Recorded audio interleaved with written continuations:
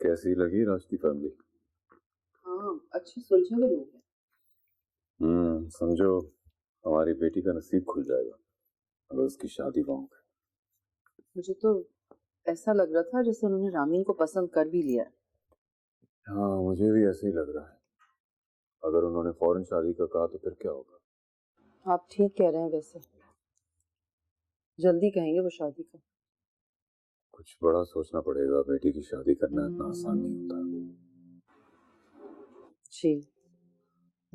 वो नूर और जुनैरा वहां आए थे, उसके बाद फिर नजर नहीं आया। तुमने खाने वाने का तो पूछ लिया था ना उनसे?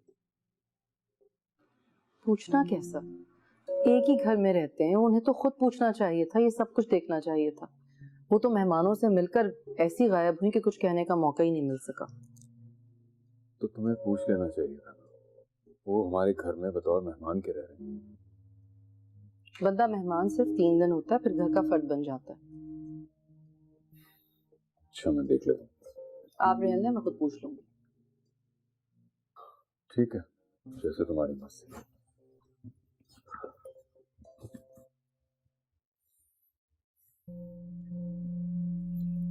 घर में मेहमान आए हुए थे, आलीशान दावत का एहतमाम था और हमें पूछा भी नहीं क्या। लड़की का मामला है नूर, तुम्हें भाभी की हेल्प के लिए वहां होना चाहिए था। बेरोज होने के जाने पे शहरयार ने ऐसा रिएक्शन दिया, हमारी हिम्मत ही नहीं हुई दोबारा जाने की। नूर, वो बुरे वक्त में हमारे काम आए, दोस्त हैं हमारे, दुश्मन नहीं। भाई आप तो मुझसे दुश्मनी निकाल रही है। क्या चला जाता अगर हमें भी साथ ले जाती? वो मेहमानों में बिजी थी, उसका वहां होना जरूरी था। मुझे तो अपनी बच्ची के आंसू नजर आ रहे हैं। इन लोगों की वजह से वो मुझसे नाराज हो गई है।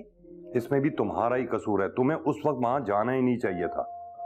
हाँ, सारी गलतियों खराबियों तो मेरे अंदर ही है ना, तुम तो मुझे ही बुरा भला कहना। तुम्हें समझाना बहुत ही मुश्किल है।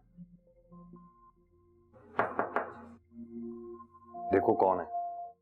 कौन? मैं हूँ नायाब। भाभी हैं, जाओ जाकर देखो। खुद देख लो।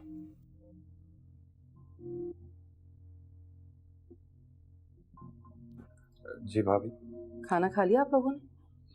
जी भाभी, मैंने तो खा लिया, नूर ने शायद नहीं खाया। अच्छा कोई बात नहीं, मैं नूर के लिए भिजवा देती हूँ खाना।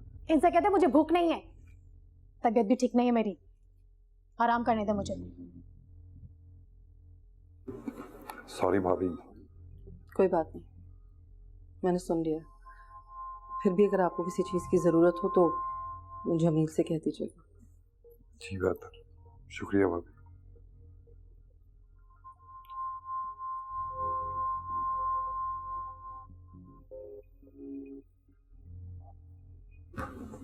ये क्या बदतमीजी है नूर, भाभी खुद चलकर तुम्हारे पास आई हैं और तुम इस तरह से कर रही हो।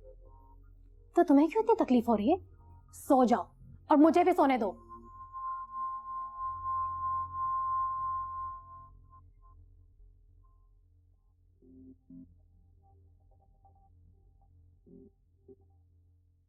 वो लोग बहुत अच्छे हैं।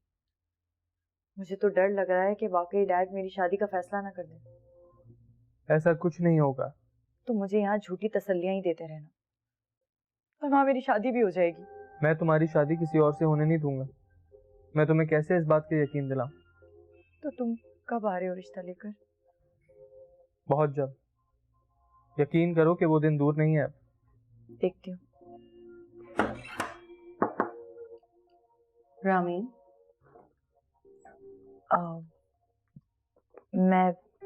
मैं तुमसे बाद में बात करती हूँ। ठीक है। किससे बात कर रही थी? मेरी फ्रेंड थी एक। फैसल से बात कर रही थी? जी। क्या कहा उसने? तसल्लियां दे रहा था। तुमने क्या कहा? कंफ्यूज हो गई हूँ मामा, और आपने कहा था कि आप सब कुछ संभाल लेंगी, लेकिन मुझे तो कुछ और ही नजर आ रहा है। बेटा वो तुम्हारे डैड और राशदी साहब बहुत गहरे दोस्त हैं, लेकिन मुझे आइडिया नहीं था कि ये सब कुछ इतना तेजी से हो जाएगा। ऐसा लग रहा था वो लोग तो जैसे तैयार ही बैठे हैं। लेकिन मामा मुझे वहाँ शादी नहीं करनी है। लेकिन बेटा वो अच्छे लोग हैं, और वो गुफरान तो बहुत ही सुलझा हुआ लगता है, तुम्हारा बहुत ख्याल रखेगा। मैं उसकी बुराई कब कर रही हूँ, लेकिन मुझे वो पसंद नहीं। जाहिर है जब तुम्हें फैसल पसंद है तो गुफरान कैसे पसंद आ सकता है। मामा प्लीज प्लीज कुछ करें, मैं फैसल के बगैर नहीं रह सकती।